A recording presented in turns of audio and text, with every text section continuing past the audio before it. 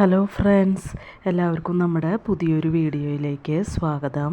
അപ്പോൾ ഇതാ നമ്മുടെ പറമ്പിലത്തെ പ്ലാവിൻ്റെ തലയൊക്കെ വെട്ടി കൊടുക്കുകയാണ് കേട്ടോ. അപ്പോൾ ഒരു 10-12 അടി ഹൈറ്റ് വരുമ്പോൾ നമ്മുടെ പ്ലാവിൻ്റെ തലയൊക്കെ വെട്ടി കൊടുക്കണം. ബഡ് പ്ലാവാന്ന് പറഞ്ഞിട്ട് കാര്യമില്ല, തലയൊക്കെ വെട്ടി കൊടുക്കണം. എന്നാലാണ് നല്ല വട്ടം ചുറ്റി നല്ല ബുഷായിട്ട് വരുള്ളൂ കേട്ടോ. അപ്പോഴാണ് നമ്മുടെ തളിർത്ത ഇലയൊക്കെ കണ്ടപ്പോൾ പ്ലാവിലെ തോരൻ വെച്ചാലോ എന്ന് ഞാൻ ആലോചിച്ചു.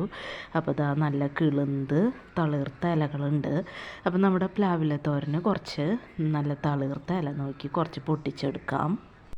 അപ്പോൾ ഇതാ നല്ല തളിർത്ത ഇല നോക്കി ഞാൻ കുറച്ച് പ്ലാവില ഞാൻ പൊട്ടിച്ചെടുത്തിട്ടുണ്ട്. ഇനി നമുക്ക് കുറച്ച് പച്ചമുളക് ഒന്ന് പൊട്ടിച്ചെടുക്കാം.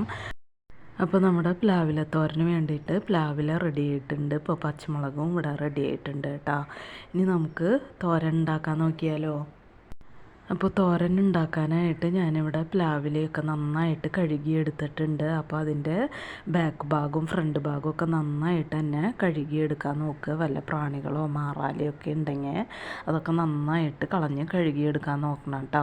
ഇനി നമുക്ക് ഇതിൻ്റെ നടുവിലത്തെ ആ ഞരമ്പുണ്ടല്ലോ, നാരുണ്ടല്ലോ, അതൊന്ന് കളഞ്ഞെടുക്കണം.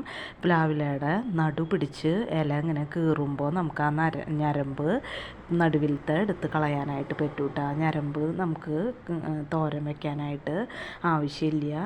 അപ്പോൾ നമുക്ക് ഈ വലിയ ഞരമ്പ് മാത്രം കളഞ്ഞാൽ മതി കേട്ടോ. അപ്പോൾ പ്ലാവിലയുടെ നടുക്കിലുള്ള നാര് നല്ല കട്ടിയുള്ളതായതുകൊണ്ട് അതൊക്കെ ഞാൻ കളഞ്ഞെടുത്തിട്ടുണ്ട്.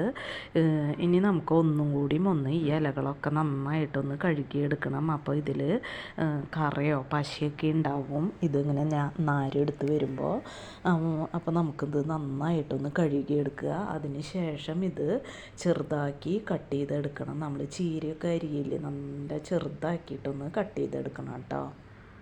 ഇപ്പോൾ പ്ലാവിലയൊക്കെ ഇവിടെ ചെറുതാക്കി കട്ട് ചെയ്തെടുത്തിട്ടുണ്ട്. അപ്പോൾ ഞാൻ നേരത്തെ പറഞ്ഞ പോലെ നല്ല കിളുന്ത ഇലയാണെങ്കിൽ നമുക്ക് നല്ല ടേസ്റ്റാണ് കേട്ടോ തോരൻ കഴിക്കാനായിട്ട്. മൂത്ത ഇലയാവുമ്പോൾ കുറച്ച് വേവാനും അത് ഇങ്ങനെ കടിച്ച് നിൽക്കണം. നമുക്ക് എത്ര വെന്താലും ഒരു മുറുക്കാണ്, കട്ടി കൂടുതലായിരിക്കും വെന്തിട്ടുണ്ടെങ്കിലും. അപ്പോൾ അതുകൊണ്ടാണ് നല്ല കിളുന്ത ഇല നോക്കി എടുക്കണം എന്ന് പറയണത്. ഇനി ഇതിലേക്ക് ഒരു കൂട്ട് റെഡിയാക്കാനായിട്ട് ഞാനിവിടെ ഒരു പിടി തേങ്ങ എടുത്തിട്ടുണ്ട്, ഒരു 5-8 ചെറിയുള്ളി എടുത്തിട്ടുണ്ട്, ഒരു 2 വെളുത്തുള്ളി എടുത്തിട്ടുണ്ട്, പിന്നെ ഒരു 5 പച്ചമുളക് എടുത്തിട്ടുണ്ട് കേട്ടോ. അപ്പോൾ ഈ പ്ലാവില തോരനിൽ കുറച്ച് എരിവ് വേണം കേട്ടോ. എരിവ് ഇത്തിരി ഒന്ന് വേണം, എന്നാലാണ് നമ്മുടെ തോരന് ടേസ്റ്റ് ഉണ്ടാവുക. അപ്പോൾ അതുകൊണ്ട് നമ്മുടെ പച്ചമുളകിൻ്റെ എരിവിനനുസരിച്ച് വേണം പച്ചമുളക് എടുക്കാനായിട്ട് കേട്ടോ.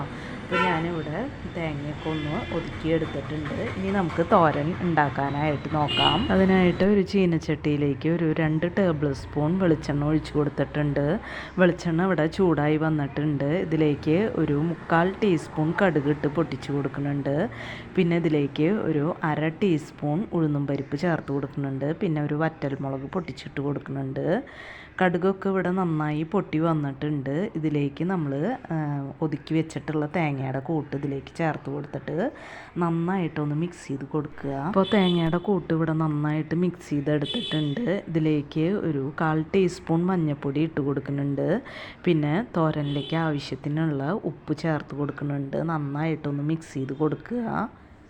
ഇനി ഇതിലേക്ക് നമ്മൾ കട്ട് ചെയ്ത് വെച്ചിട്ടുള്ള പ്ലാവില ചേർത്ത് കൊടുക്കുന്നുണ്ട്. നന്നായിട്ടൊന്ന് മിക്സ് ചെയ്ത് കൊടുക്കുക.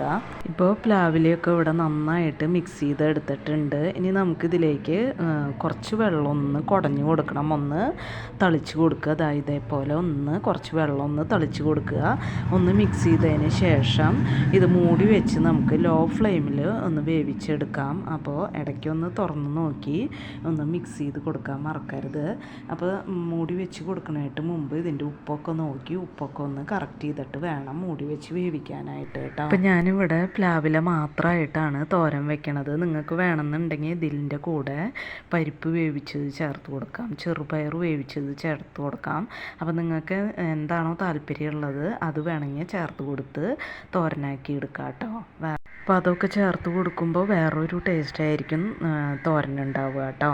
അപ്പോൾ ഇത് നമ്മൾ മിക്സ് ചെയ്ത് കൊടുത്തിട്ട് ഇടയ്ക്ക് തുറന്ന് നോക്കണ സമയത്ത് പ്ലാവില വെന്തിട്ടില്ല എന്നുണ്ടെങ്കിൽ ഒന്നും കൂടിയും കുറച്ച് വെള്ളം ഒന്ന് തളിച്ച് കൊടുത്ത് മൂടി വെച്ച് വേവിച്ചെടുക്കാം കേട്ടോ. ഇപ്പോൾ വളരെയധികം ഔഷധ ഗുണങ്ങളുള്ള പ്ലാവില തോരൻ ഇവിടെ റെഡി ആയിട്ടുണ്ട്.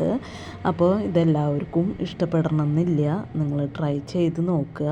എന്നാൽ കഴിക്കാൻ പറ്റാത്ത ടേസ്റ്റൊന്നുമല്ല, കുഴപ്പമില്ല, നമുക്ക് കഴിക്കാനായിട്ടൊക്കെ പറ്റുകയൊക്കെ ചെയ്യും.